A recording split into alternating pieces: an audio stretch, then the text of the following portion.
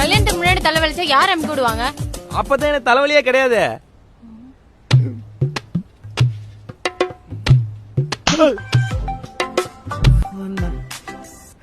Hello hello அக்கா. சொல்லிட்டா தம்பி. ரொம்ப நாளா ஆடிஷன் அட்டெண்ட் பண்ணிட்டதல்லக்கா. செலக்ட் ஆயிட்டேங்க. சூப்பர்டா தம்பி. இரு தம்பி, உங்க மாமா இருக்க விஷ் பண்ண சொல்லி. சரிக்கா சரிக்கா, கொடுங்க. என்னையா? என் தம்பி ஆடிஷன்ல செலக்ட் ஆயிட்டானுங்க. கொஞ்சம் விஷ் மட்டும் பண்ணிடுங்க. குடு. போனுக்குமா? சொல்லு மச்சான், எப்படி இருக்க? நல்லா இருக்கேன் மாமா, நீங்க?